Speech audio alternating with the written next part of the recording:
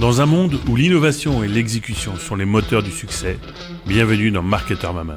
Je suis Guillaume Rostand, je vis le marketing chaque jour en tant que CMO et mentor de start-up. Je me passionne pour ce domaine et ses acteurs. Dans Marketer Moment, notre ambition est non seulement de donner la parole à des professionnels de cette discipline, mais surtout de les inviter à nous raconter leur succès, un canal qu'ils maîtrisent, une campagne particulièrement réussie, des techniques et des sujets spécifiques dont ils sont les experts. Pas de fioriture, du concret, au travers d'entretiens intenses dans lesquels les best practices, les échecs constructifs et les visions pour l'avenir du marketing sont discutés sans filtre. C'est une immersion dans la réalité d'un marketeur au sommet de son art. Marketer Moment est le podcast pour apprendre, être inspiré et peut-être même défier votre propre approche du marketing. Je suis Naufal Lakzali, j'aborde le marketing depuis plus de 10 ans en tant que growth marketer et aujourd'hui en tant que fondateur de la plateforme de marketers Matird. Je serai votre complice sur ce voyage au cœur de l'excellence du marketing et je vous souhaite une bonne écoute. Bonjour Ludovic. Salut Naufal. Comment vas-tu? Ça va très bien et toi? Ça va très très bien. Je suis très content de t'avoir aujourd'hui parce qu'il y a un sujet qui m'a intrigué. On en a parlé juste avant. Tu m'as dit qu'on va parler de communauté. On va parler de communauté, ouais. Je pense que tu nous as réservé pas mal de choses là-dessus. J'aimerais juste avant, peut-être qu'on rentre dans le use case de cet épisode de Marketer Moment, que tu nous parles un peu de ton parcours et aussi ce que tu fais aujourd'hui. Ouais, carrément. Écoute, moi j'ai les 31 ans, j'ai commencé à travailler il y a une petite dizaine d'années et je me suis spécialisé assez rapidement dans la data, le marketing digital. Donc, j'ai commencé à faire de la publicité sur mobile il y a 8 ans. Ensuite, j'ai travaillé en agence, notamment pour aider les grandes boîtes à collecter de la data, à l'utiliser dans le contexte de leur marketing et plus globalement de leur business. Plus récemment, là, j'étais Head of Growth chez Ledger, qui est un wallet crypto, donc dont l'objectif c'est de sécuriser en fait tes assets en crypto-monnaie et de te donner un accès sécurisé globalement au Web3, à la blockchain. Mon rôle là-bas, c'était d'augmenter le revenu sur la partie consumer, c'est-à-dire vendre des portefeuilles crypto. Et donc pour ça, on a mis plein de choses en place. J'ai fait ça entre 2020 et là 2023. Et depuis, j'ai quitté Ledger pour monter ma boîte qui s'appelle Riverflow, qui est un outil de data à destination des entreprises Web3 pour justement appuyer leur stratégie de marketing. Super intéressant, cette bascule de marketeur et de growth vers construction du bot. Je pense qu'on en parlera un peu vers la fin, parce que ça peut t'apporter aussi dans la construction et autres. Je vais dire juste un peu pour comprendre, globalement, ton pôle Head of Growth, tu faisais quoi? Tu avais quoi comme scope de responsabilité, grosso modo? Ouais, globalement, c'était 3 choses. Tu vois, quand je suis arrivé en 2020, déjà, j'étais tout seul en tant que Head of Growth. Donc, c'était l'acquisition de trafic sur le site, évidemment, l'optimisation du taux de conversion, et puis ensuite la partie CRM, donc comment tu t'occupes de tes clients. Évidemment, donc, tu vois, dans 3 ans, Ledger a énormément grossi, a levé des fonds. Il y a eu la période du bull market, c'est-à-dire ce moment où le monde de la crypto a un peu explosé et ça arrive aux yeux et aux oreilles de tout le monde. Et donc là, j'ai construit l'équipe. On est passé un peu dans une autre phase. C'était plus une phase de réflexion stratégique et de s'adapter à ce nouveau marché qui était drivé notamment par les NFT, les communautés de crypto. Et donc mon job là, ça devenait plus de créer l'équipe qui allait permettre d'arriver à la next step de Ledger, à savoir assumer son rôle de scale-up, unicorn, etc., etc. C'est-à-dire que tu as vécu l'opérationnel avant de basculer en stratégique. Ouais, carrément. Alors, tu vois, on est toujours un peu opérationnel dans ces boîtes-là, puisque l'idée, c'est tout le monde a quelque chose à faire à un moment.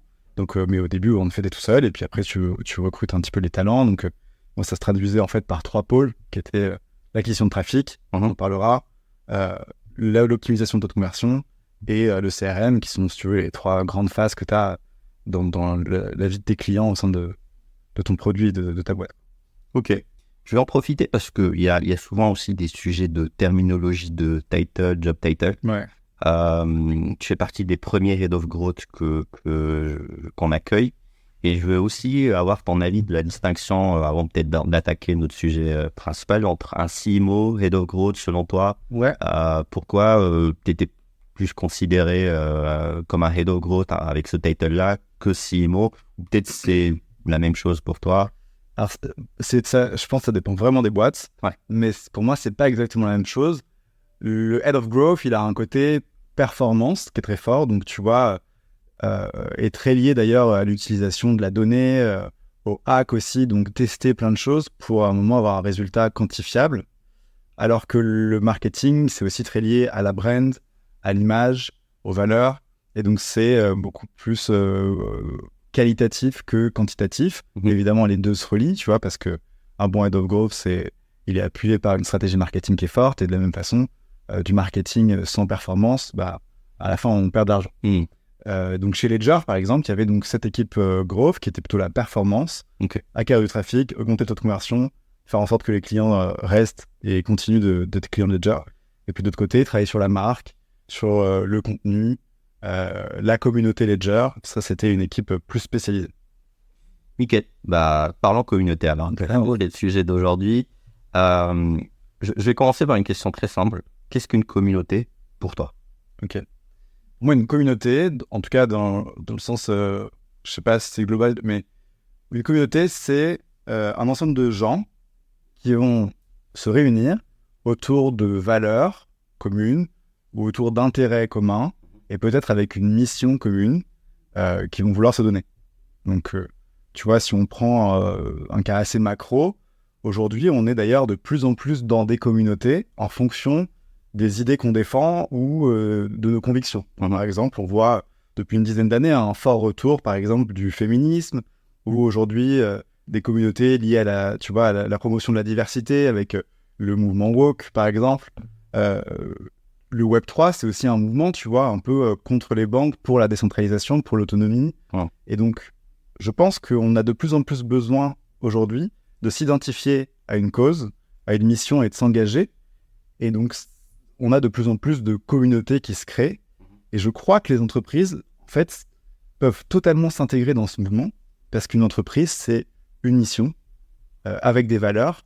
Et normalement, si on a une mission qui est assez forte et qui est identifiable par les gens en général, eh ben, on est censé pouvoir créer une communauté de personnes qui s'identifient, qui nous aident, qui ont envie de construire avec nous la mission qu'on se donne. Et c'est pour ça que je pense que l'aspect communautaire dans le marketing, il doit avoir une place en fait immense. Et il va avoir une place encore plus grande, je pense, dans les années à venir. En parallèle de ça, tu vois, il y a un mouvement qui est vraiment propre au marketing, qui est que aujourd'hui, on est de plus en plus noyé dans les ads, tu vois. Donc, on est de plus en plus considéré comme une audience, tu vois, notamment avec l'essor des réseaux sociaux, etc. Ce coût-là, aujourd'hui, de parler à une audience sur des réseaux sociaux, il a explosé. On va en plus avoir de moins en moins de données mises à disposition des marketeurs pour pouvoir vraiment identifier les audiences qui correspondent à notre clientèle. Et donc, du coup, en fait, je pense qu'on a plutôt intérêt à sortir de ce schéma-là, de considérer ses futurs clients comme une audience, mais plutôt d'aller vers un modèle communautaire où on va plutôt parler à ses membres et ça va avoir beaucoup plus de vertu que juste de vouloir vendre à une audience. Donc, je pense qu'on va pouvoir parler de tout ça, de la différence entre une communauté, une audience, un membre et un client. Mais je pense que repenser sa relation aux personnes qui sont impliquées avec son entreprise et son produit, c'est hyper important. Ok. J'adore que tu as utilisé pas mal de mots-clés hyper intéressants. Tu parles de mouvement, tu parles de membres, on va en parler. Moi, je vais commencer déjà par le mouvement. C'est-à-dire qu'en gros, tu définis une communauté par un mouvement. C'est souvent quoi? C'est un mouvement qui veut pousser une idée, des valeurs. Est-ce que tu as des exemples de mouvements qui vont dans ton sens, en dehors des mouvements plutôt idéologiques, mais plutôt, par exemple, qui peuvent être adaptés à des business ou... Oui, carrément. Tu vois, si on rentre tout de suite dans le concret, je pense quelques marques qui sont lancées récemment et qui ont été très fortes sur l'aspect communautaire lié à leur mission. J'en ai deux qui me viennent en tête parce que je trouve que, voilà. Et si tu prends un sujet qui pourtant n'est pas forcément sexy, de prime abord, c'est la banque. Ok. Il y a un projet qui s'appelle Greengot, qui est une banque verte, qui s'est donné comme mission de décarboner sa finance.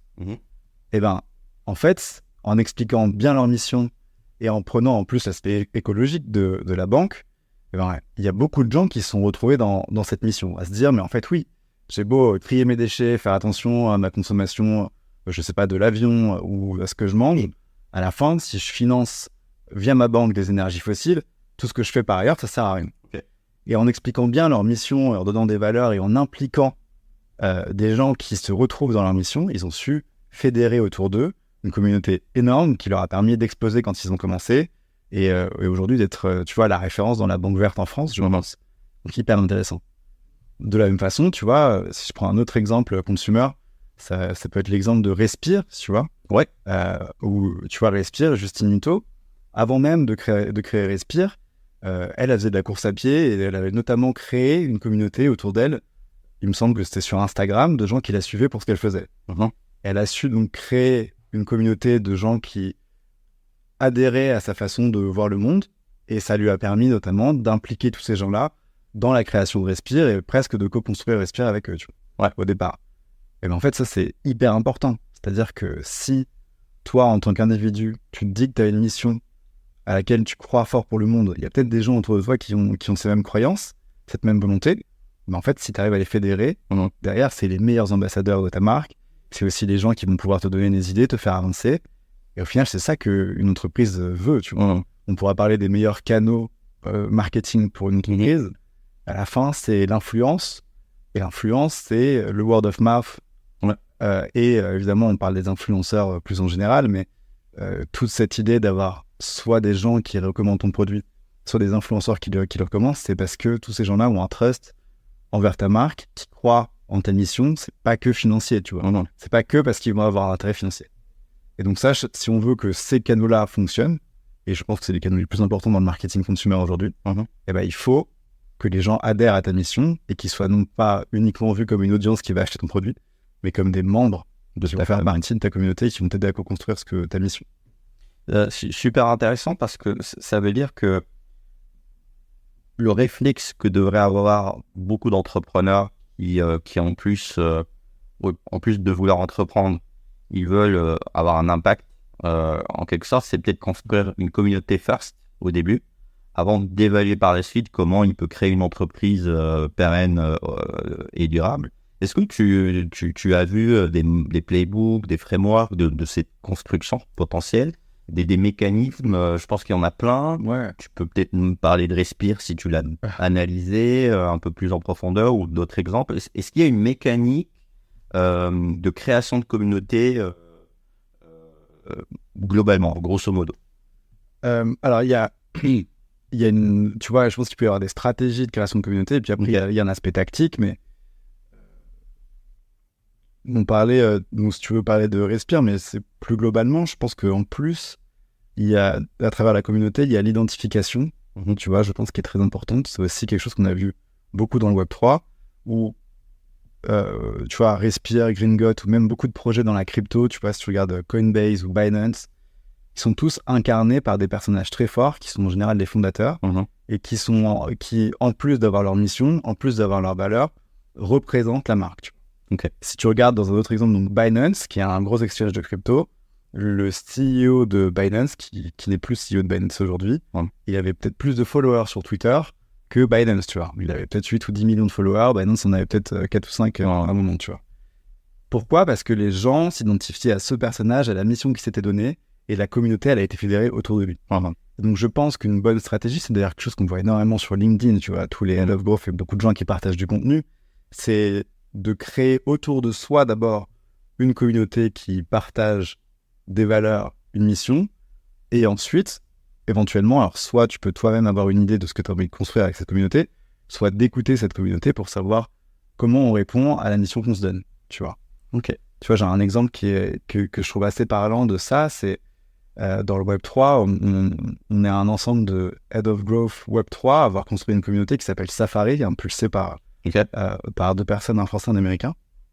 Et en fait, Safari, avant même de construire un produit, l'idée c'était de se dire, on va mettre ensemble une communauté vraiment choisie de Head of Growth dans le Web3. On va essayer ensemble de voir quels sont nos pains, où est-ce qu'on a envie d'aller, quels sont les enjeux de notre métier. Et puis en fonction de ce qui se passera dans cette communauté, eux, les 2 fondateurs de la communauté, décideront des outils qu'il faudra apporter pour améliorer notre notre productivité, etc., etc. Et donc, du coup, 1 an après la création de cette communauté, ils ont commencé à travailler sur un produit d'attribution, en l'occurrence spécialisé dans le Web3. Et ça, c'était le fruit de 1 an d'une communauté hyper active, hyper engagée, qui en plus, tu vois, ne se disaient pas qu'ils allaient être juste là pour acheter un produit à la fin, parce qu'au début, il n'y avait pas de produit à acheter. Donc, hyper engagés, parce qu'ils étaient vraiment là pour résoudre leurs problèmes, partager des informations, etc., etc. Ça, c'est un super exemple. Et donc, je pense que globalement, la stratégie, elle doit commencer par ça. C'est de se dire, moi, en tant qu'être humain, j'ai une mission. Je vais peut-être aller trouver au début 4-5 personnes, faire un groupe WhatsApp et me dire... Slack. Slack. J'ai ma langue à fourcher. Et se dire, ok, je vais prendre ces 4-5 personnes au départ. Et c'est comme ça qu'on a commencé Safari. Tu vois, au tout départ de Safari, cette communauté Web3 Growth, moi, j'ajoutais des gens sur LinkedIn qui faisaient du growth dans le Web3. Et en fait, à force d'ajouter des gens, je remarquais qu'il y avait un Américain qui ajoutait exactement la même personne que moi. À chaque fois, on avait un mec en commun. Pas mal. Et je l'ai contacté, je lui ai dit, mec, est-ce que tu es en train de faire la même chose que moi là? C'est-à-dire que j'essaie de créer un groupe de Web3 Growth. Tu vois. Il me fait, ouais, je veux qu'on construise une communauté. Je lui ai dit, tiens, je suis en train de faire exactement la même chose. Il se trouve que moi, j'étais full-time chez Ledger. Eux, ils étaient full-time à faire ça. Donc moi, je suis rentré dans leur communauté à ce moment-là. Et du coup, j'étais, tu vois, le premier membre du truc. Et du coup, forcément aussi hyper impliqué à faire rayonner, tu vois, la communauté, puis le produit qu'ils ont créé, parce que juste, j'adore être impliqué dans cette communauté, je m'y retrouve énormément. Ça m'a apporté beaucoup de réseau et pour mon métier, donc j'étais hyper content. C'est un vrai point que tu as pointé, c'est-à-dire que de laisser le produit ou la solution émerger de la communauté. C'est-à-dire que si, en fait, mon but aussi, c'est au fur et à mesure de construire le playbook ultime. Ouais. C'est-à-dire que ça soit fédéré par un personnage fort de cette communauté, comme tu as cité par exemple l'exemple de CZ de Binance. Derrière, la communauté va grandir et une phase 2 qui va être d'écouter ce que veut cette communauté. Et une partie de cette communauté va driver un produit, une solution. Et dans la continuité, vu que ça émerge de cette communauté, tout le monde va se sentir lié à ce résultat. Donc, c'est des membres, j'imagine. Carrément. Je vais rentrer dans la phase plus pragmatique. Que j'adore tout ça. Mais la phase, je vais dire monétisation, business model. Est-ce que c'est la phase juste après? Ou il y a une phase peut-être avant que j'ai zappé? Où est-ce qu'on va après avec ça? Voilà, on a un produit, on a une communauté, on a des membres. Est-ce qu'on va aller chercher des nouveaux membres extérieurs pour commencer peut-être à, j'imagine, monétiser? Ou bien on doit tester déjà avant en interne? What's next? En effet, tu vois, donc tu restes une entreprise, à la fin il faut que tu gagnes de l'argent et donc pour ça il te faut des clients. Donc certainement qu'un des premiers enjeux, tu vois, quand tu crées une communauté, c'est de dire ok, cette communauté, elle va m'aider peut-être à avoir les idées pour construire mon produit, et puis peut-être que la phase d'après, c'est d'être bêta-testeur, tu vois, pour les gens qui sont les plus engagés, sans même en faisant payer ou en faisant pas payer. Je pense que ça dépend beaucoup de ton produit, de ton environnement, de ton écosystème, etc. Et puis après, éventuellement, ces membres-là, les plus actifs, qui en plus se retrouvent dans le produit que tu as créé, peuvent devenir des clients, mais surtout, en fait, c'est surtout des ambassadeurs. Et à la fin, toi, le truc, en tout cas, moi, ce que j'ai vu, et tu vois, je serais très chaud, tu me dis ce que tu en penses aussi, mais chez Ledger, le plus important, c'était vraiment les deux canaux qui rapportaient vraiment du revenu à Ledger, c'était le word of mouth et l'influence à travers l'affiliation, YouTube, etc. Et donc, à la fin, en fait, tes meilleurs ambassadeurs, c'est les gens de ta communauté. Et les gens qui sont là depuis le début, c'est un peu comme quand tu montes une boîte. Tu vois, quand tu montes une boîte, au départ, tu sais que tes premiers employés, ça va être vraiment ton noyau dur. Et c'est eux qui vont être tes talents, qui vont aller recruter, etc. etc. C'est exactement la même chose. Donc, tu vois, tu vas vouloir vraiment que ce noyau dur qui est ta communauté, spread the word, on va dire, sur ta marque, et t'aide vraiment à construire ensuite un cercle de clients qui seront moins engagés. Mais tout autant convaincus parce que justement t'auras le trust des gens de la communauté qui étaient là dès le départ. Et en plus, tu vois, il y a quelque chose qui se passe au niveau de la reconnaissance, puisque quand tu as été le premier à croire dans un produit, dans un projet, et que tu es celui ou celle qui fait rayonner ce projet-là, et que tout le monde est content de l'utiliser et de lui-même faire partie de la communauté après, bah, tu vois, il y a quelque chose d'assez gratifiant, tu vois. T'es un peu le early adopter qui a bien vu le truc arriver et en termes de statut, en plus, c'est cool. Ouais. Et donc ça, c'est pour moi, c'était, tu vois, si tu arrives à faire ça, tu as fait une masterpiece dans le marketing parce que c'est hyper valuable et ça te coûte quasiment rien à part du temps. Là, donc c'est cette bascule où moi je capte dans ce que tu dis, ce côté on va basculer vers du word of mouth, vers des modèles d'affiliation. Commençons un petit peu à dive un peu plus à l'intérieur du Web3 pour un peu matérialiser ces use cases. Mais avant, commençons par déjà un peu préciser la spécificité du Web3. Parce que peut-être dans les auditeurs, il y a pas mal de gens qui sont marketeurs, hein, mais peut-être qui sont très loin de cet univers-là. Le voient passer, pour eux, c'est du Bitcoin, et ça s'arrête là. Ouais. Avant peut-être d'aller plus en détail vers les communautés Web3, toi, ce que tu as vu, ce que tu as vécu. Déjà, est-ce que tu peux nous introduire à cet univers Web3 ? C'est quoi pour toi comme Qu'est-ce que c'est le Web3 ? Ouais, qu'est-ce que c'est que le Web3 comme univers Ça marche. La façon dont on le définissait il y a un an et demi, c'était le web dans lequel tu naviguais, notamment en étant identifié avec ton wallet crypto. Ok. C'est-à-dire, c'est un ensemble, en gros, le Web3 d'applications qui sont reliées notamment à la blockchain, dont la monnaie, en général, se traduit en un token et dont les produits sont dans la blockchain. Donc, en gros, le Web3, c'est toutes les applications que tu vas utiliser et qui te permettent d'interagir avec la blockchain. Ok. Voilà. Ce qui veut à peu près tout et rien dire, puisqu'en fait, aujourd'hui, la blockchain, c'est une technologie qui peut être sous-jacente à un produit qui n'a rien à voir avec le Web3, mais qui peut être utilisé pour stocker de la donnée, par exemple.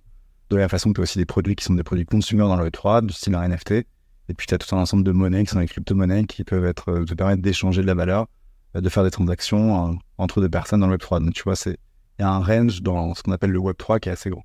Et donc, cette terminologie, elle est apparue pour faire une distinction, j'imagine, avec le Web 2, pour pas on veut parler de frontières, ou bien on veut montrer qu'on passe dans un nouveau paradigme. Ouais, alors si tu veux, si tu vois, donc de façon pragmatique, c'est globalement, je te disais, là où quand tu te connectes avec ton wallet crypto plutôt qu'avec ton login Google. Et l'idée derrière, c'est que à l'intérieur de ton wallet crypto, il n'y a pas uniquement que des credentials et de la data, mais il y a aussi tous tes assets que tu détiens. Okay. Donc, on avait tendance à définir le Web3 comme l'Internet de l'ownership, où en fait, c'est l'Internet où tu vas être toi-même responsable de tout ce que tu détiens, et tu vas pas laisser Google détenir ta data, ta banque détenir ton argent, et tu vas toi-même être l'honneur de tout ce que tu as. Okay. Et donc, tu vois, le parallèle qu'on fait, ou la comparaison qu'on pouvait faire, on disait que le Web 1, c'était lire des choses sur Internet. Le Web 2, c'était écrire et lire des choses. Et puis le Web 3, c'était écrire, lire et vraiment être honneur. Détenir. Okay. Ce avec quoi tu interagis sur Internet. C'est intéressant parce que tu es en train de me décrire exactement ce que tu as dit tout à l'heure. Mouvement, avec des étapes qui ont l'air d'être on transforme le mouvement vers une forme de communauté membre. Est-ce qu'au final, Web3, c'est exactement ce que tu m'as décrit, c'est un mouvement devenu une communauté qui aujourd'hui a créé des entreprises, des business? Ouais, carrément. Tu vois, je pense que le Web3, c'est avant tout des communautés. Ok. Il y a plein de communautés différentes à l'intérieur du Web3. Tu vois, peut-être que très très early, donc les premières communautés autour de Bitcoin, c'est en effet des gens qui croyaient dans un projet de décentralisation de la finance suite aux crises économiques qu'on a eues en 2008 avec les subprimes. Donc ça, c'est des gens qui se disaient, tiens, il y a peut-être une solution technologique à nos crises, tu vois, financières. Voilà. Ça, c'était peut-être une première communauté qui était très tech. Il fallait vraiment vouloir faire partie de ce monde-là pour y être. Ensuite, tu as certainement une communauté qui a été attirée par l'aspect spéculatif et financier de tout ça, et donc qui s'est notamment matérialisée par une forte appétence pour les cryptos en 2017-2018. J'avoue, moi, j'en faisais partie au début. Voilà. Et puis après, tu as une autre communauté qui était certainement peut-être un peu spéculative aussi, mais qui a certainement cru à une forme justement d'ownership, notamment qui s'est traduit à travers l'art et en fait, tu vois, le fait de se dire, en fait, on peut aujourd'hui rétribuer des artistes, on peut créer de l'art numérique qui a de la valeur à travers Internet et grâce à la technologie de la blockchain. Donc ça, c'est encore une autre communauté. Et puis, tu as certainement plein d'autres communautés qui se créeront encore. Il y en a bien d'autres que celles que j'ai dit, de nommer. Mais donc, tu vois, je crois qu'à chaque fois, il y a des gens qui ont cru fort en un nouveau modèle, en une nouvelle mission, en un ensemble de valeurs. Et c'est ça qui fait que le Web3 est assez spécifique. Tu vois. Et que notamment, quand on crée un projet de Web3, on commence par ce sujet-là, de quels sont tes centres d'intérêt, quelles sont les valeurs que tu as envie de porter, en quoi tu crois, et on va tous construire ensemble des projets en fonction de ça. C'est hyper intéressant parce que de ce que maintenant je comprends, c'est que tu as vécu un peu l'avant Web3, donc tu étais dans le Web 2, tu as vu le Web 3, tu es un marketeur, tu fais du marketing depuis un bout de temps. Est-ce que déjà tu peux me dire un peu ce que tu as perçu de différent dans le marketing, dans le milieu Web3 versus le Web 2, ce qu'on appelle l'Internet actuel pour l'instant? Oui, carrément. Tu vois, je pense que dans le Web3, il y a deux choses principales que j'ai vues qui sont très différentes du Web 2.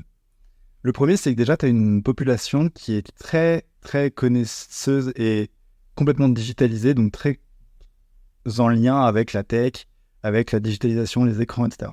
Okay. Donc, notamment, une chose importante, c'est que c'est une population qui est anti-publicité. C'est-à-dire, c'est une population qui ne peut pas accepter qu'on fasse de la publicité, qui a besoin qu'on lui apporte de la valeur et qu'on ait vraiment du sens et pas qu'on l'expose à des as toute la journée. Ok. Si je te prends un exemple très concret de ça, c'est quand il y a eu la folie des NFT. Si jamais un projet NFT faisait de la pub sur Twitter au lieu de créer une communauté, mais juste c'était un red flag terminé pour eux. Alors que ceux qui arrivaient à créer une communauté qui portait justement une mission, des valeurs, etc., et surtout une roadmap, un projet, et ben eux ils gagnaient parce que il y avait cet effet de réseau autour de leur communauté qui leur permettait de grossir naturellement, organiquement. Et donc ça, c'est un premier point qui est très différent. Là où tu vois dans la dizaine d'années passées, on allait utiliser à mort. Tu vois, moi j'ai vu quand j'ai commencé en France, on commençait à investir massivement dans Facebook, puis dans Instagram, puis après un petit peu dans TikTok. Et en fait, ça, je pense que beaucoup d'entreprises en reviennent. Il y a certainement plein de boîtes pour lesquelles c'est encore totalement justifié d'aller sur les réseaux sociaux, mais ça coûte hyper cher, ça rapporte de moins en moins. On arrive de moins en moins à cibler correctement les gens qui sont nos potentiels clients.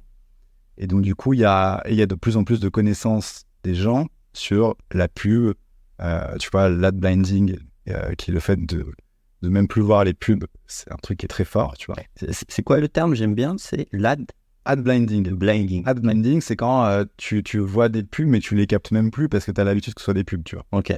Ce qui est certainement vrai et faux, parce que le fait que de passer devant et de voir une marque, à mon avis, ça a quand même un impact. Dans ton subconscient. Voilà. Mais peut-être que l'impact, il peut être plus négatif que positif, tu vois. Ça dépend. Donc, ça, c'était le premier point. Une population qui est très savvy, tu vois, là-dessus. Le deuxième point qui est différent dans le marketing, c'est que on vit des bull run et des bear markets, c'est-à-dire des phases de croissance très fortes et des phases de décroissance très fortes. Ce qui veut dire que tu dois énormément adapter tes stratégies marketing en fonction de ça. Et en plus de ça, à l'intérieur de ces phases de croissance et de décroissance, il y a des nouveaux mouvements qui arrivent et c'est très difficile de voir d'où ils arrivent. C'est très difficile d'anticiper l'explosion des NFT, par exemple. Et pourtant, ça a eu un impact énorme, tu vois. Il fallait que, par exemple, chez Ledger, notre produit soit prêt à accueillir des gens qui voulaient sécuriser des NFT, là où jusqu'avant, on parlait quasiment que de crypto et tokens. Pareil, les ICO de 2017, on pouvait peut-être le voir si on était un peu impliqué dans Ethereum, etc., mais c'était très difficile à voir. Et là, tu vois, je serais bien incapable de te dire quel va être le prochain cycle qui va supporter la croissance du marché crypto. Et donc, du coup, pour les marketeurs, c'est un challenge. Il faut faire des produits et une marque qui soit capable de s'adapter à la prochaine phase de croissance. Pas évident. C'est intéressant, je vais noter le côté adaptabilité, on va en parler après. Tu as utilisé un terme, la marque. Et mon but globalement aussi, en parlant que ce soit de Web3 ou de communauté, c'est de comprendre en fait la genèse d'une marque, parce que je pense que la marque, de ce que je comprends, c'est une étape. Peut-être tu me corrigeras si j'ai tort, mais en gros, aujourd'hui, quand on construit une communauté, que ce soit en Web3 ou dans Web2, qu'on commence à avoir les premiers membres, les premiers users, à quel moment tu considères qu'on va aller rentrer dans la phase marque? C'est quand on va aller s'exposer encore plus à l'extérieur. Et deuxième question un peu sous-jacente, comme ça tu l'inclus. Est-ce que c'est pareil, ce côté marque dans le Web3 que dans le Web2?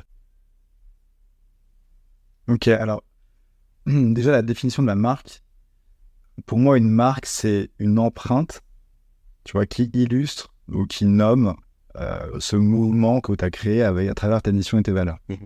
Tu vois, d'ailleurs, quand tu crées une boîte, avant même de demander le nom de ta marque, tu te demandes ce que tu veux faire, quelles sont les valeurs, comment tu veux le faire, comment tu veux te positionner. Et en fait, la marque, c'est l'empreinte qui est normalement le résultat de toute cette idée de tu vois, ta mission, tes valeurs, etc. Et donc, du coup, dans le contexte de ce qu'on se raconte là, dans la communauté, en fait, la marque, ça, si tu veux, ça vient presque après tout le reste. C'est-à-dire qu'évidemment, il faut nommer une communauté et il faut avoir des idées un peu, mais tout ça, ça peut bouger. Mais surtout, la marque, c'est ce qui va permettre à ta communauté de s'identifier et de rendre cette communauté identifiable à l'extérieur. Donc, tu as raison. C'est quand tu commences à aller vers l'extérieur que ta marque existe. Okay. Ah ben ça, en fait, c'est... d'ailleurs, je sais pas s'il y a peut-être pas toujours des noms dans la communauté qui se crée, tu vois. Parfois, c'est juste des gens qui parlent entre eux et qui disent, tiens, on va créer ça. Et là, le nom commence à apparaître parce qu'il illustre cette mission, ces valeurs. Ok.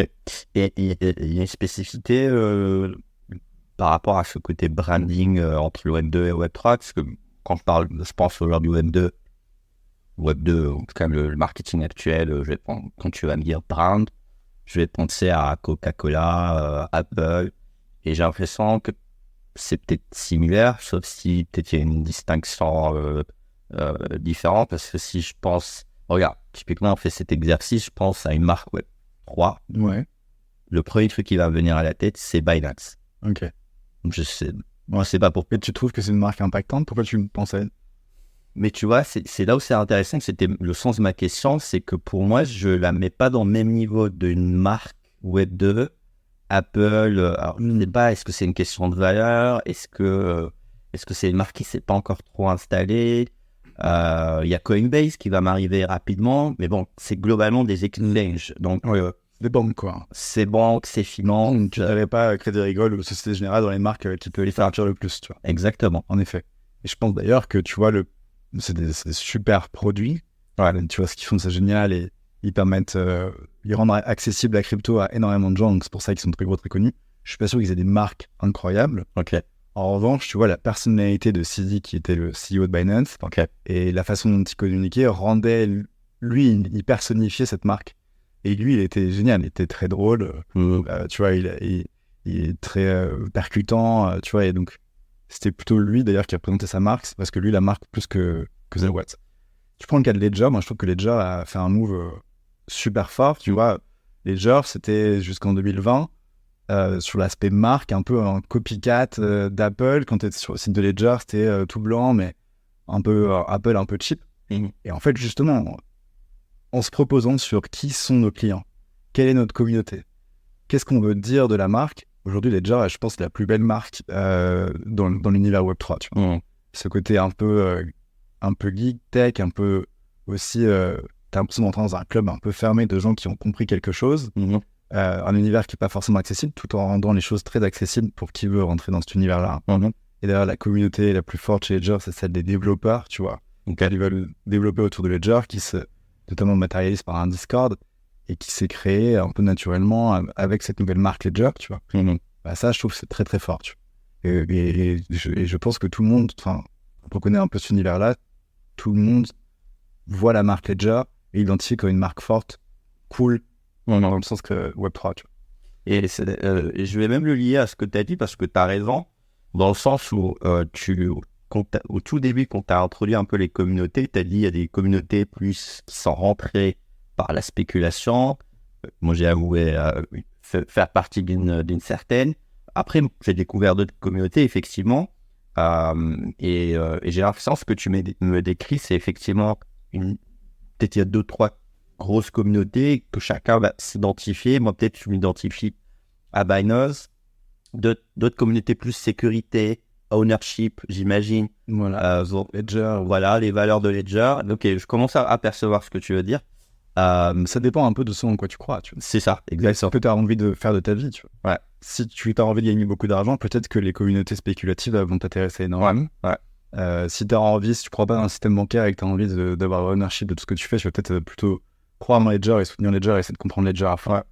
Voilà, de la même façon que si tu t'es très écolo, tu vas peut-être vouloir soutenir à mort des projets très écolos, etc. etc. tu vois. Donc c'est pour ça que je pense fondamentalement que les marques, elles représentent normalement ce en quoi les gens croient et même pourquoi ils veulent se battre. Et une bonne marque, elle est capable de faire en sorte que les gens s'identifient à leur combat parce que la marque s'identifie au combat des gens. Tu vois. Et en fait, ça, c'est hyper intriqué. Tu vois. Et je pense que ça, c'est de plus en plus fort. J'ai l'impression, je sais pas ce que tu en penses, mais que ce côté engagement, il est hyper important aujourd'hui. On a tous besoin de s'engager pour quelque chose. On doit avoir aussi un avis un petit peu sur beaucoup de choses. Il y a un pendant négatif, c'est la polarisation un petit peu des avis, tu vois, qui est notamment supportée par les réseaux sociaux, etc. Mais ça veut dire que les gens s'engagent positivement, négativement, et donc du coup, les marques peuvent en profiter énormément. Tu vois. Dans la continuité un peu de cette logique de genèse de marque depuis des communautés, ces marques-là, ces communautés-là, comment ils vivent, comment ils sont présents dans le numérique, dans le digital. Si on veut un peu aller plus en détail dans les canaux, les habitudes, c'est quoi déjà globalement les canaux d'une communauté? Comment ça se passe, quoi? Comment ça se passe? Ouais. Après, tu pourras détailler sur des use cases plus précis Web3. Ouais, carrément. Bon, bah, déjà, très pragmatiquement, tu vois, quand tu crées une communauté, il faut un endroit dans lequel tu peux parler à ta communauté et elles peuvent interagir entre elles. Donc, ça dépend vraiment de ton business, de ta verticale ou ton industrie, mais communauté, elle peut commencer sur WhatsApp. Tu vois, moi, j'ai créé des communautés qui commençaient sur WhatsApp et qui, tu vois, sur des centres d'intérêt, par exemple, on avait comme ça travaillé sur un projet justement de création de communauté. Et donc, du coup, on avait impliqué des experts du community building dans le Web3 et on était une quinzaine, tu vois, sur WhatsApp. Et c'était de créer ensemble, qu'est-ce que ça voulait dire, le community building dans le Web3, etc. De la même façon, tu vois, il y a bien longtemps, maintenant, j'en avais créé une marque de fringues pour maman et bébé avec des copains et qui s'appelait Impala.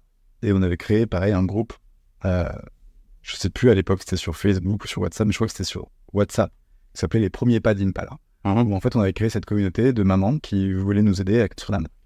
Donc déjà il y a un lieu dans lequel on se retrouve. Ensuite il y a une organisation en fonction des thèmes que tu veux aborder et des enjeux qu'il y a dans ta communauté. Donc d'abord tu peux avoir juste un petit groupe WhatsApp et puis ensuite peut-être que tu as envie d'avoir quelque chose de plus structuré. Alors tu vois, ça peut être très bien un Slack, ça peut être très bien un Discord parce que ça te permet d'avoir des salons, des channels sur des thèmes bien précis et donc d'organiser un petit peu la vie de ta communauté. Discord, ils sont allés très loin là-dessus et c'est pour ça que ça a été plébiscité par le Web3, c'est parce que tu peux donner des rôles, tu peux, tu vois, donner du reward, avoir, tu vois, des formes d'engagement encore un peu différentes, très gamifiées, beaucoup d'applications et d'extensions en top de ça. Donc, tu vois, le Web3 est allé vers Discord. Mais tu vois, ça peut être Twitter, ça peut être ton compte Instagram, ça peut être LinkedIn si t'es dans le B2B, il y a tout autant d'espaces dans lesquels tu peux créer de communautés que de verticales dans lesquelles tu peux te lancer ta boîte. Tu vois. Dans ce que tu as cité, il y avait dedans des canaux, en tout cas des outils où on peut interagir entre nous, mais tu as aussi cité des canaux, on va dire dans 20 sens, par exemple LinkedIn ou autre. Après, peut-être que tu le vois LinkedIn différemment, mais genre, il y a aussi ce côté, moi je dis des choses et c'est un canal, la communauté me suit. L'algo me fait apparaître tout le temps. Ah oui, d'accord. Est-ce que tu fais cette distinction pour toi Je trouve qu'il y a quand même deux choses différentes là-dedans. Ok. Tu vois, il y a le côté personal branding, tu vois, si ça, quand tu parles sur LinkedIn, ça c'est ce qui va te donner du crédit. Ouais. Et c'est peut-être ce qui va te permettre après d'avoir des gens, parce qu'ils te suivent, qui vont rentrer dans ta communauté. Ok. Pour moi, une communauté, c'est plus fort que un mec qui poste ou quelqu'un qui poste et des gens qui interagissent. Ça peut être ça, parce que ça peut être ta communauté qui interagit avec toi, mais à un moment, une communauté, elle doit vivre aussi avec ses membres, qui se rencontrent, qui se connaissent, qui partagent des idées. Je disais LinkedIn, parce que j'imagine que tu dois pouvoir créer des groupes sur LinkedIn, que tu fais vivre. Je sais pas si c'est le meilleur réseau social pour le faire, mais j'imagine que ça doit être possible, tu vois. Sur Twitter, ça se fait beaucoup. Sur Discord, beaucoup. Maintenant, tu vois, dans le Web3, Telegram est devenu aussi une référence. Donc, tu vois, j'imagine que tu peux juste créer un groupe Messenger sur Facebook, le Messenger. Donc, c'est le côté discussion, échange, et pas nécessairement le côté il y a une personne qui... Je crois que c'est hyper important. Ouais. C'est hyper important parce que c'est ça la différence entre une audience et une communauté. Okay. Une audience, t'as un porte-voix qui va dire quelque chose et des gens qui vont recevoir l'information et qui vont aimer ou pas aimer. Tu vois. Donc quand tu fais de la pub, t'as une audience à laquelle tu portes un message, ils peuvent pas vraiment te répondre. Ils peuvent te laisser un commentaire, mais c'est pas très intéressant. Une communauté, c'est tu vas prendre un sujet et ce sujet il va être traité par tous les membres. Tu vois. Et donc c'est pas toi qui parles et des gens qui sont d'accord ou pas d'accord avec Hachette ou pas. C'est tous ensemble, vous avez des sujets communs, vous avez une mission. Vous vous donnez ces sujets et il y a plein de gens qui sont experts, pas experts, qui donnent leur avis, qui plus ou moins, tu vois, illustrés, plus ou moins éduqués. Et ensemble, tu vois, ils ont des vraies interactions. Et d'ailleurs, c'est un jeu qui est pas évident pour les marques. Parce que ça veut dire quoi? Ça veut dire que tu dois ouvrir ta marque et donc potentiellement des sujets qui concernent tes produits, qui concernent toi, la vision que les gens ont de toi, à la critique, au fait qu'il y a des gens qui vont pas être d'accord, peut-être qu'il va y avoir des haters. Et donc, du coup, c'est hyper dur, d'ailleurs, pour une marque déjà installée, de le faire. Et même, tu vois, chez Ledger, c'était dur. Hein. Quand on a des choses qui se passaient mal, la communauté sur Discord, c'est la première à nous critiquer, tu vois. Et tu peux avoir des effets d'emballement, des gens qui se disent, attends, mais en fait, tu vois tout le monde qui s'énerve, mais en fait, c'est hyper sain. Parce que c'est la meilleure façon d'avoir du feedback. non. Et d'ailleurs, tu vois, je pense qu'il faut, pour n'importe quelle marque, jouer à ce jeu. Parce que ce qu'on a vu beaucoup dans les projets Web3, il y a des projets qui se faisaient complètement éclatés par leur communauté parce qu'ils faisaient n'importe quoi ou qu'il y a des trucs qui n'allaient pas. Et en fait, les plus grands haters, c'est aussi les plus grands lovers de la marque. Ouais. Et les meilleurs projets sont ceux qui ont réussi à transformer des haters en personnes actives en leur demandant leur avis, comment il faudrait faire. Et en fait, quelqu'un qui te déteste, c'est en fait quelqu'un qui t'adore. Tu vois. Et s'il te déteste, c'est parce que justement, il t'adore autant qu'il est énervé contre toi, tu vois. Et donc, si tu écoutes cette personne et qu'elle a des choses intéressantes à te dire, ça peut être demain ton meilleur ambassadeur. Tu vois. Et donc, en fait, c'est trop bien quand tu as compris ça. C'est-à-dire qu'en fait, il n'y a plus vraiment de haters. Tu as des gens qui veulent en fait interagir avec toi, qui veulent t'aider, qui croient dans les mêmes choses que toi. Juste à un moment, tu as fait quelque chose qu'ils ne partagent pas. Tu vois. Mais ils sont prêts à s'impliquer. Donc, c'est trop bien. J'adore ce mindset de il n'y a pas de haters. En gros, en fait, ça reste une communauté et le côté, si on te donne, en fait, il faut de le voir tout le temps en feedback qui permet d'améliorer constamment un peu le produit, les solutions. Alors, soyons concrets, par exemple, avec Ledger, tu as dit qu'il y avait une communauté, qu'il y avait des feedbacks dans cette communauté. Comment cette communauté a aidé Ledger à améliorer, que ce soit le produit, sa brand? Est-ce que c'était organisé, structuré par Ledger? Ça s'est fait naturellement? Voilà. Chez Ledger, c'est surtout traduit par en fait une relation avec les développeurs parce que notre enjeu, c'était que Ledger, en fait, il y a tout un pan de Ledger qui permet à des applications externes de s'intégrer avec Ledger. Soit pour qu'on puisse t'authentifier avec un Ledger dans ton application, soit pour qu'à l'intérieur des produits de Ledger, ton application existe. Donc, un des enjeux de Ledger, c'était qu'un maximum de gens croient en Ledger, interagissent avec Ledger, et donc pour ça, il fallait qu'un maximum d'applications supportent Ledger et soient intégrées à Ledger. Donc la communauté, elle s'est créée à ce niveau-là. Ce qui est trop bien, parce qu'en fait, historiquement, les premiers ambassadeurs de Ledger, c'était des profils très tech. Et donc en fait, créer une communauté de développeurs, c'est eux qui comprennent le mieux ton produit, et donc c'est eux qui sont capables le mieux de le faire rayonner. Donc la communauté de Ledger, elle s'est créée autour de ça, autour de aider les développeurs à construire sur Ledger, intégrer Ledger, construire des apps dans Ledger, donner des idées, etc., etc. Et donc c'était globalement géré par les équipes de relations aux développeurs, tu vois, chez Ledger, ça. Mais il y avait aussi des clients qui venaient, parce que la communauté a été ouverte, ça s'appelait d'ailleurs Ledger Open, tu vois. Et donc il y a plein de gens qui venaient pour tester des choses, donner leur avis, etc., etc. C'était Discord.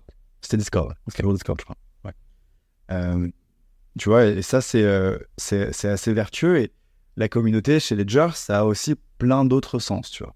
Donc, un des énormes enjeux pour nous, c'était le word of mouth, tu vois. Donc, on a de la chance, dans le crypto Twitter, il y a énormément de gens qui sont très actifs.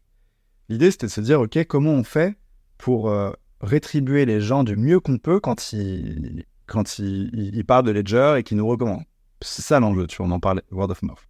Et en fait, on avait un programme de parrainage qui était un peu vieillissant, qui te permettait uniquement quand tu recommandais quelqu'un et qu'il achetait Ledger avec toi, tu recevais 10 ou 20% de réduction sur ton Ledger. Okay. Sauf qu'en fait, on s'apercevait que c'était pas une rétribution qui correspondait à ce que voulaient les gens, parce que en fait, tu t'achètes pas des Ledger tous les jours. Donc, si toi, tu me parraines pour aller chez Ledger, mais que en échange, tu as 20% de réduction sur un Ledger, sauf que tu veux peut-être acheter un Ledger tous les 1 an ou 2 ans.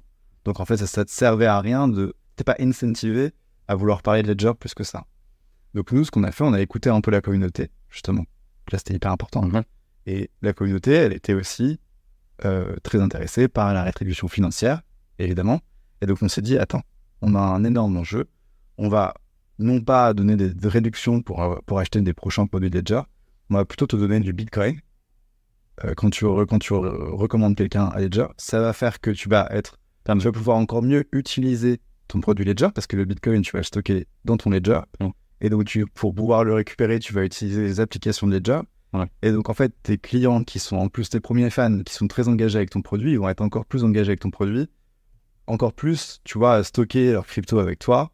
Et donc, ça fait encore plus de sens, tu vois, d'un point de vue produit. Donc, tu vois, en écoutant la communauté, nous, on a fait ce move-là. Alors, je suis plus chez Ledger aujourd'hui depuis quelques mois, mais ça marchait bien et c'était très apprécié de la part de nos clients. Donc, aujourd'hui, j'imagine que ça marche encore.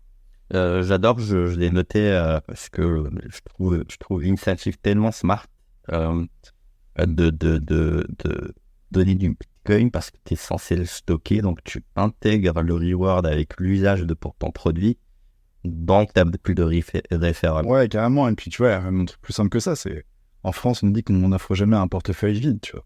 Okay. Donc en fait, si tu achètes un portefeuille, c'est cool qu'on te donne aussi un petit billet, tu vois, de $10 en Bitcoin, ça peut suffire. Et puis en fait, finalement, ça sera beaucoup plus, parce que si tu crois dans l'aspect spéculatif, en fait, $10 de Bitcoin aujourd'hui, peut-être que ce sera à 40 ou $100 demain. Donc en fait, le reward à long terme, si t'es dans le monde des cryptos à long terme, il est trop cool, tu vois. Tu te dis, mais trop cool. En fait, je peux gagner mes premiers Bitcoins juste en croyant dans la vision de Ledger, tu vois. Trop bien. Et en plus, du coup, t'es obligé d'utiliser le produit, etc. Donc ça avait plein de vertus. Ça a créé énormément de stickiness sur l'app. Tu vois, on avait un enjeu qui était de faire en sorte que les gens, après, utilisent ce Bitcoin pour l'échanger contre d'autres tokens ou quoi.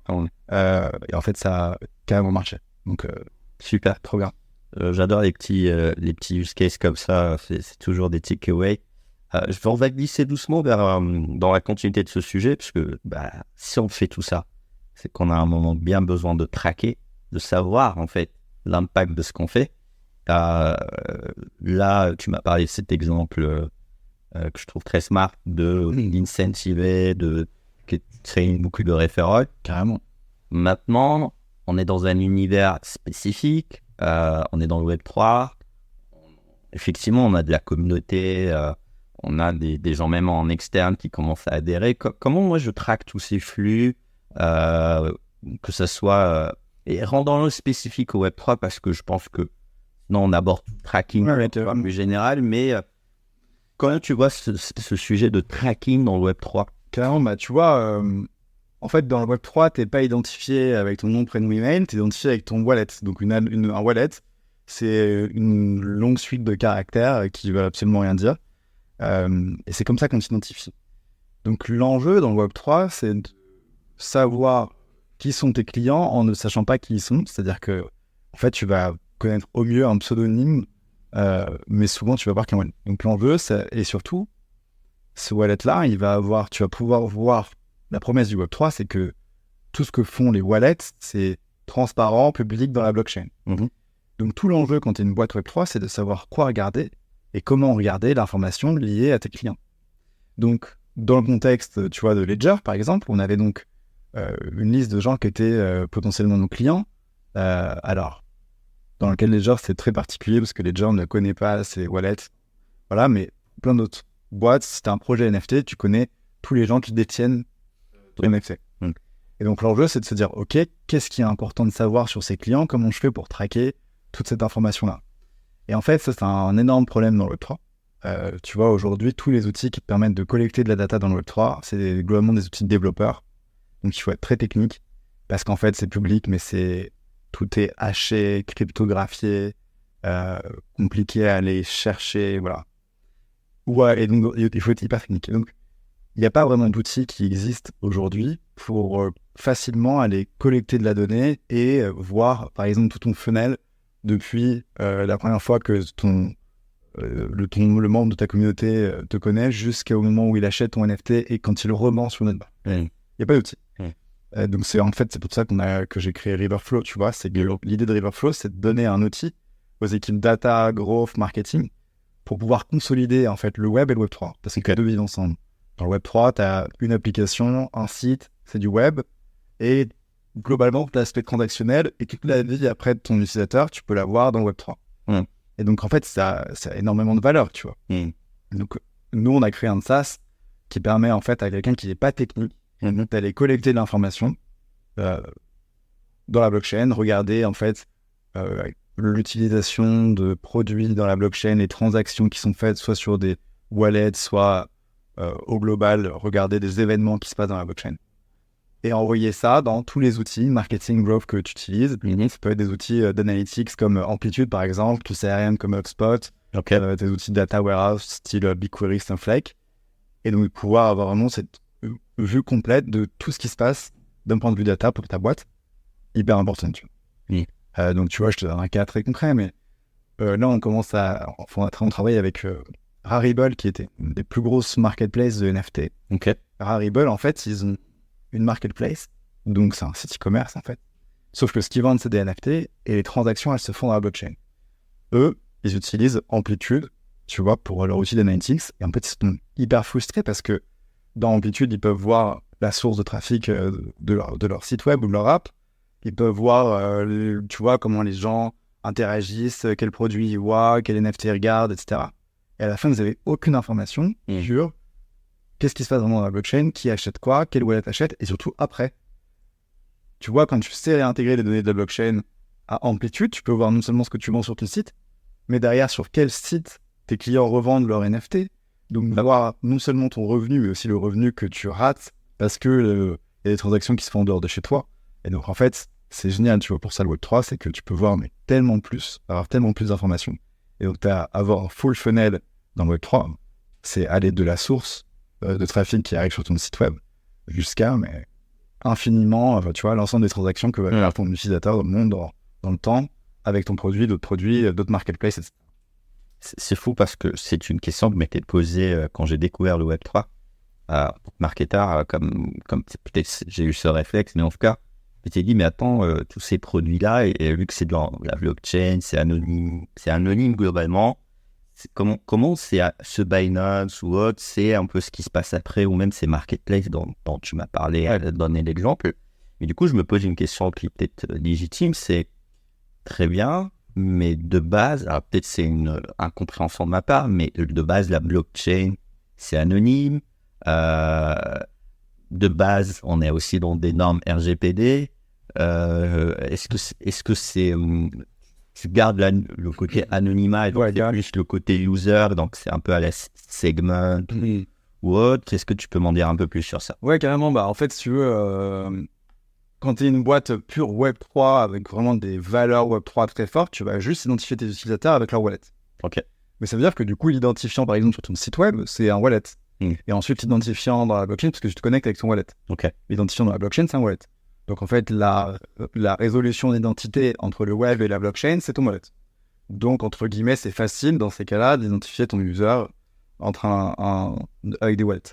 Quand tu commences à vouloir faire du CRM, si tu veux utiliser HubSpot par exemple, HubSpot il comprend que des emails. Tu vois. Donc là, c'est différent. Ça veut dire qu'il faut que tu fasses un play où tu acceptes de demander des emails à tes utilisateurs pour pouvoir les identifier entre leur identité physique entre guillemets et leur identité Web3. Et donc là, il y a plein de projets qui acceptent de faire ça. Et donc, nous, notre clé de matching, il faut avoir avec ton email un wallet, et sur ce wallet, nous, on est capable d'envoyer de la data, tu vois. Donc c'est comme ça que ça se passe, et donc ça, après, ça dépend vraiment de l'engagement que prennent les projets à vouloir être full Web3 ou à accepter en fait que si tu veux vraiment pouvoir communiquer demain avec non plus tes membres de ton Discord, mais à tes clients plus globaux qui ne sont pas forcément dans ta communauté, il faut avoir un moyen de communication avec eux, donc connaître soit leur Twitter, soit leur email, soit leur numéro de téléphone, etc.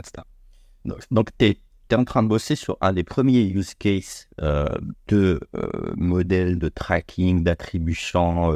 Je pense qu'il y a plein de use cases au fur et à mesure que tu auras par la suite, qui est une sorte de pont entre le Web 2 et le Web 3. C'est un peu... Oui, exactement. C'est la première boîte qui va vraiment te permettre de collecter hyper facilement la data de la blockchain pour que ça ait du sens et que ce soit actionnable. Aujourd'hui, en fait, la data de la blockchain est surtout utilisée pour faire des dashboards financiers sur ce qui se passe, mais en fait, tu peux faire beaucoup plus si tu sais l'utiliser. Et en fait, les projets, en général, le Web3, par manque de temps ou par manque de compétences, parfois, n'utilisent pas, du coup, cette data.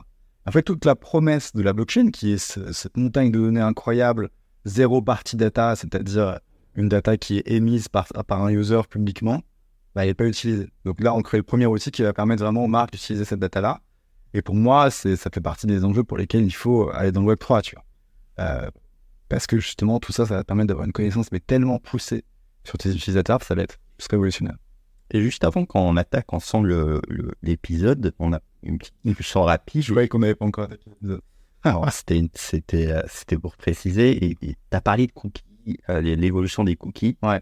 Je pense que tous les marketeurs savent qu'il y a déjà là, il y a Chrome qui va faire sauter. C'est en cours, c'est bientôt. La deuxième partie de l'année, ouais. En fait, ce qui va se passer, c'est en effet les cookies qu'on appelle third party, qui sont des cookies émis par des domaines tiers sur ton site, vont plus être autorisés. Donc, ce qui veut dire qu'en fait, le volume de data que tu vas pouvoir collecter pour comprendre l'usage d'un site, une personne et le caractériser, ça va être de moins en moins facile à faire.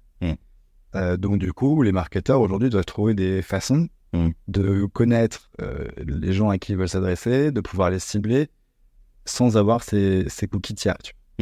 Un des enjeux de ça qui est hyper fort dans le marketing traditionnel et la pub, c'est le ciblage de la publicité en fonction de ton comportement. Ça va être beaucoup plus difficile à faire parce que ça se basait sur des cookies tiers qui regardaient un peu sur tous les sites ce que tu faisais. Et donc, on va devoir repasser sûrement à un ciblage publicitaire contextuel, c'est-à-dire en fonction de la page que tu regardes. Et en fait, tout le travail qu'on a fait sur la décennie précédente, c'était justement de pouvoir être behavioral, c'est-à-dire parce qu'on sait que tu es en train d'acheter des couches, parce que tu es en train de faire un gosse, on va te vendre plein de trucs autour de ça. Non, en fait, là, c'est parce que tu seras sur une page de poussette que tu sauras qu'à cet endroit-là, on peut te poser une pub qui est liée à ça. Donc ça veut dire quoi ? Ça veut dire que ça va être hyper difficile de collecter de l'information sur tes users, et donc il faut trouver d'autres moyens. Je pense que le premier moyen, c'est vraiment de créer cette communauté pour que, en fait, tu n'aies plus forcément trop à te poser cette question. Et après, une fois que tu as besoin de data sur l'utilisation de ton produit, une fois que tu commences à passer dans une phase de vraiment commercialisation avec des clients, etc., que tout le monde ne peut pas être dans ta communauté, là, il faut utiliser la data. Et pour moi, la blockchain est une super source de données parce que c'est... en fait, si tu veux, quand tu fais partie du monde du roman blockchain, tu acceptes de donner cette donnée parce que tu sais que c'est les règles du jeu de base. Donc en fait, tu n'as pas de problème, tu vois. D'ailleurs, c'était ça mon point, parce que je voulais comprendre, parce que j'ai senti une intuition, peut-être je fais fausse route. Est-ce que une des solutions, une des réponses à ça, c'est d'amener des solutions du Web 3 vers le Web 2 ? Est-ce que parce que ça va pas dans l'autre sens ? Et toi, qui est en train de faire ce produit, est-ce que tu peux avoir un impact, ou bien c'est uniquement réservé à l'univers Web 3 ? Non, carrément. Tu vois, nous, il y a beaucoup de marques Web 2 qui, à un moment, ont compris, je pense, cet enjeu d'avoir accès à, tu vois, beaucoup plus d'informations et puis surtout une communauté très différente des consommateurs classiques qui donc se sont lancés, par exemple, et qui ont fait des collections de NFT, tu vois. Donc beaucoup de marques de luxe, de retail, etc. Et ces marques-là, elles sont hyper intéressées parce qu'elles disent, OK, on a lancé un projet dans le Web3 avec toutes les promesses que ça comportait, mais sauf qu'en fait, on est incapable d'utiliser toute la donnée qui en est issue parce que c'est trop compliqué à lire. Et du coup, elles utilisent Riverflow. Et elles sont capables de renvoyer toute la data de la blockchain, de la relier avec leur business, de l'envoyer dans leur CRM où elles ont déjà énormément de volume, elles peuvent enrichir toute leur data et c'est hyper powerful. Tu vois un exemple là, donc Rarible, cette marketplace de NFT, en fait, on travaille avec eux à travers Rarible X, qui est une plateforme, c'est une marketplace de NFT en marque blanche pour des boîtes du Web 2 classique. Donc là, tu vois, on travaille avec Mark Farlane qui fait des jouets, qui ont lancé une marketplace de NFT. Eux, c'est une boîte classique qui fait des jouets, qui fait une boîte Web 3, qui s'est lancée dans cet univers-là, ça cartonne ce qu'ils font, parce qu'ils s'adressent à une cible qui est prête à acheter des collectibles digitaux, tu vois. Et en fait, du coup, ils sont hyper contents parce que maintenant, ils ont enfin, tu vois, la valeur qu'a tout le Web3 sur la partie data. Ils peuvent voir énormément de choses. Ils peuvent voir, tu vois, où sont les gens, qu'est-ce qu'ils consomment à l'intérieur du Web3, dans quelle communauté ils appartiennent, etc. etc. Ça a vachement de valeur. Ok, tu as répondu à ma question. Je vais en profiter un peu, vu qu'on est un peu vers la fin, parce que je voulais bien traiter aussi ce point, et vu qu'on est écouté par des marketeurs qui sont soit en poste, soit en freelance, d'autres qui pensent aller vers le freelance, et il y en a aussi, comme toi, qui pensent aller vers l'entrepreneuriat. Et je voulais un peu en profiter. Je t'en ai pas un peu parlé avant, mais là, ça m'est venu naturellement. Qu'est-ce qui fait qu'un head of growth, ou que toi qui étais dans une position, on va dire, assez confortable, tu te dis, voilà, je vais me lancer dans l'entrepreneuriat, je vais faire un SaaS en plus, et comment la mécanique s'est mise en place dans ta tête, et après... Ouais, carrément, bah, tu vois, bon, alors déjà, je pense moi, il y avait une appétence de toujours, tu vois, mes premiers stages, je les faisais, j'étais le premier stagiaire des boîtes dans lesquelles j'étais. Okay. L'idée, c'était d'être au contact d'entrepreneurs, et cette idée d'entreprendre, pour moi, elle est hyper importante depuis le début. Et ensuite, je pense que c'est assez logique quand tu es head of growth, parce que quand tu penses, au final, le rôle du head of growth, c'est d'aller trouver des clients, tu vois, pour ta boîte. Donc, si tu te dis, si tu es capable de le faire pour ta boîte, pourquoi tu ne serais pas capable de le faire pour toi? Donc, tu vois, on voit assez avec ce jeu des growth B2B, tu vois, où tout le monde en parlait un peu, mais tu vois, glorifie aussi sa capacité à aller trouver des clients, faire du revenu. Donc, en fait, moi, je me suis dit, ok, tu vois, j'ai un univers que j'adore, dans lequel je crois beaucoup à long terme, qui est le Web3, une compétence sur laquelle je travaille depuis le début de ma carrière, qui est le growth. Donc, essayer de trouver des clients et créer cette communauté aussi pour aller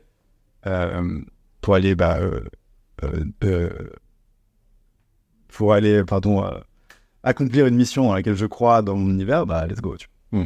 Et puis je pense que après, d'un point de vue plus personnel, c'était le moment aussi, tu vois, Ledger, c'était un cycle qui était trop intéressant, qui était super cool. Et puis je pense que l'étape d'après, pour moi, elle était pas forcément chez Ledger, et je me voyais plus forcément non plus, tu vois, en tant que salarié, et j'avais vraiment cette appétence pour l'entrepreneuriat, donc c'est naturel. Donc tu penses que c'est aussi plus facile pour des profils comme nous, les head of growth ou même des CMO, d'aller lancer En tout cas, tu vois, le profil peut-être growth hacker, c'est celui qui ressemble le plus à un profil, tu vois, aussi bien de freelance que d'entrepreneur, tu vois. Comment tu vas trouver tes premiers clients? Alors, ça peut être plus ou moins facile, mais toutes les méthodes que tu vas mettre en place, tu vas avoir ce mindset d'aller bouffer ton marché, d'aller tout tester, et je pense que ça correspond au mindset d'un entrepreneur au tout départ de sa boîte. Donc je pense que la transition, elle est assez naturelle. Tu vois. Ça ne veut pas dire qu'on a les qualités pour être des grands entrepreneurs, parce qu'après, tu vois, moi, je découvre aujourd'hui l'aspect financier sur lequel je ne suis pas encore le plus grand expert, ou d'autres aspects de monter une boîte que j'ai moins vu. Mais je pense en tout cas que, tu vois, j'avais assez d'informations et assez de bagages en ayant ce que j'ai fait pour me lancer. Et donc, let's go, tu vois. Ok. Mais au final, tu vois, entreprendre pour monter une grosse boîte avec une grosse ambition, ou entreprendre pour être en free, c'est assez similaire. C'est juste l'échelle qui change, mais c'est ça. T'es quand même ton pote. C'est ça. Et c'est vrai que j'en vois beaucoup des anciens head of growth se lancer, d'où c'est ce questionnement. Pour aussi aller vers la question des talents, j'ai vu que tu t'es créé une équipe. Est-ce que c'était une évidence? Est-ce que c'était facile de trouver un peu ton premier co-founder aussi? Donc là, chez Riverflow? Ouais. Alors, ça a été plus ou moins facile. En fait, un truc que j'ai appris chez Ledger, c'est vraiment, vraiment s'entourer des meilleurs, quitte à ce que ça prenne du temps. Ok. Le cofondateur de Riverflow, Mathieu, j'ai mis un peu de temps à le trouver. relativement peu de temps, mais C'est un peu quelques mois. Voilà, lui, c'est le CTO. Mais j'ai trouvé, tu vois, quelqu'un qui est passionné, qui est excellent, qui a déjà en plus d'expérience entrepreneuriale. Et aujourd'hui, tu vois, on a une super équipe, ça match super bien. Et de la même façon, là, tu vois, les personnes qui nous rejoignent, c'est des gens qui ont déjà travaillé plus ou moins avec nous. Donc, le premier software eng qu'on a pris chez Riverflow, c'est Valentin, qui a quasiment bossé avec Mathieu dans toutes ses boîtes d'avant. Et là, tu vois, moi, je viens de recruter un analyste avec qui je travaillais aussi chez Ledger, tu vois, qui va nous aider un petit peu. Et donc, en fait, c'est hyper important de s'entourer des gens avec qui tu as confiance et qui sont bons, tu vois. Et donc ouais, c'est une part qui, pour moi, est la plus importante. Et tu vois, c'est vraiment ce que j'ai appris, moi, chez Ledger. C'est aussi une des clés qui m'ont permis de me lancer. C'est que j'ai fait beaucoup d'erreurs de recrutement chez Ledger. À pas recruter forcément les meilleurs, parce que j'avais un problème de timing. Et en fait, quand tu recrutes quelqu'un qui est bon, qui est excellent, c'est con ce que je dis, mais ça vaut pour 10 personnes moyennes, tu vois. Et ça, c'est un truc vraiment à intégrer, tu vois. Et je suis trop content de l'avoir intégré avant pour pouvoir l'appliquer aujourd'hui. Ok. Tu as amené ce learning dans ta nouvelle boîte.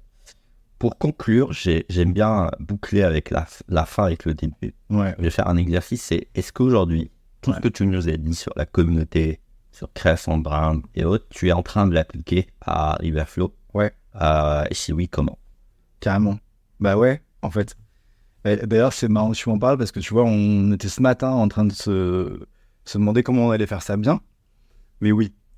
En fait, tu vois, dans le monde du Web3, donc moi, je suis dans un sujet qui est très lié à la data.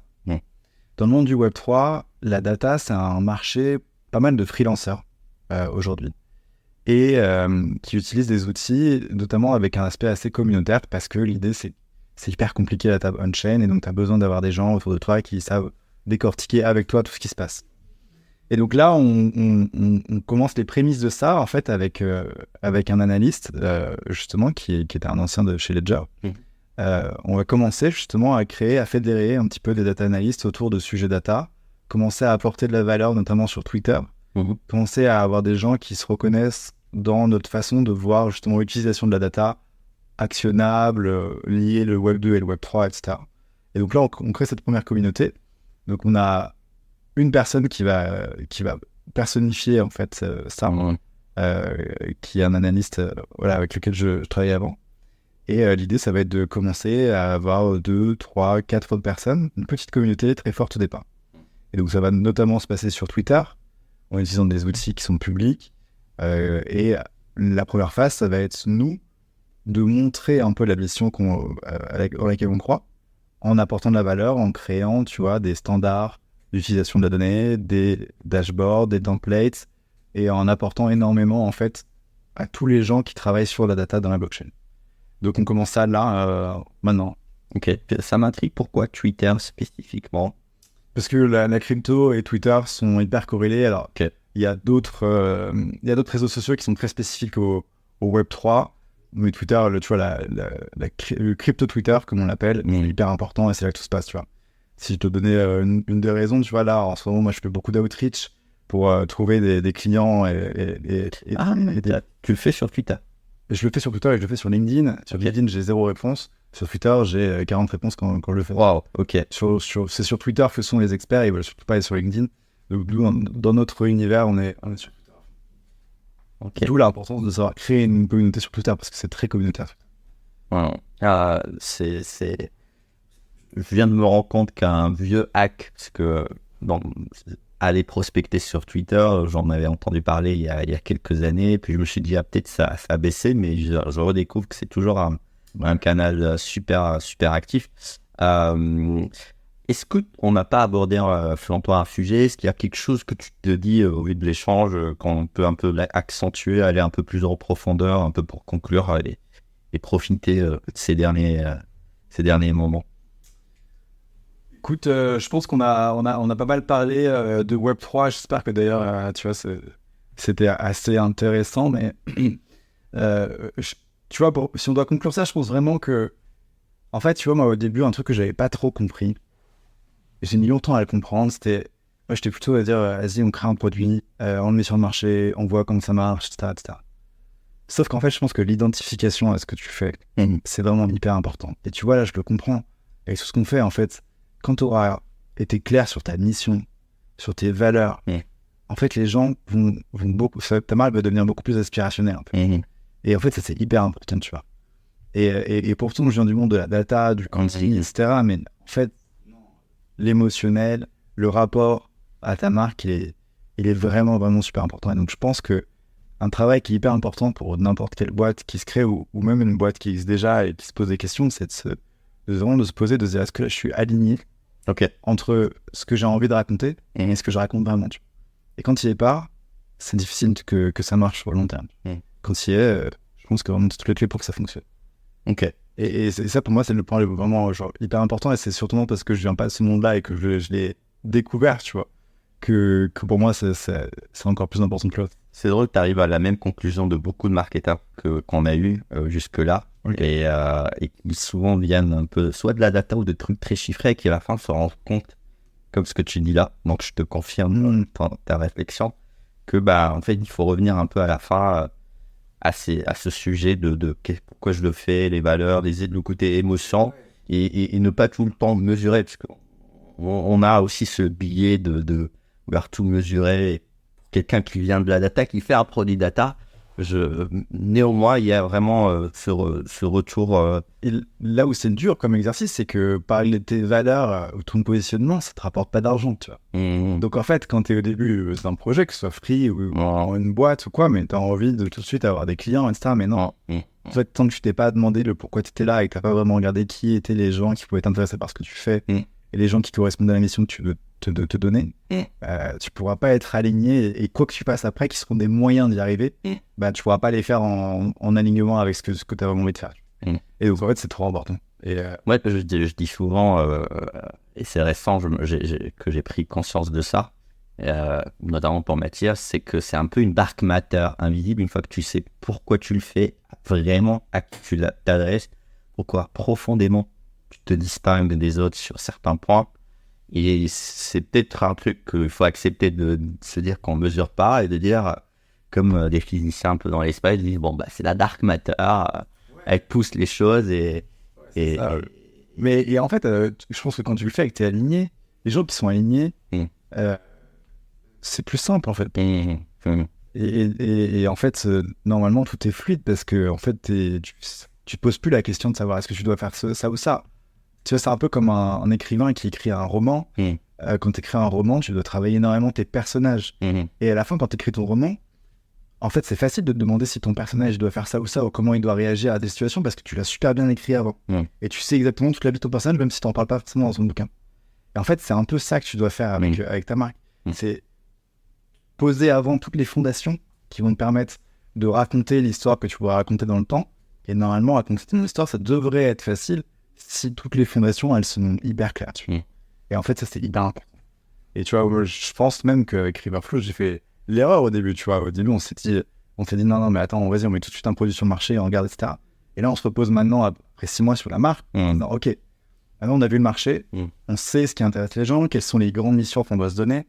Nous, on a aussi nos convictions. Maintenant, on va créer vraiment une marque. Donc là, on commence à créer notre marque maintenant. D'où la communauté. J'adore. On finit sur cette belle conclusion. Yes. Start with the community. Voilà. Exactement. Merci beaucoup, Ludovic. C'était super cool. Et je te dis à très vite. Merci à toi, Naofal. Trop cool.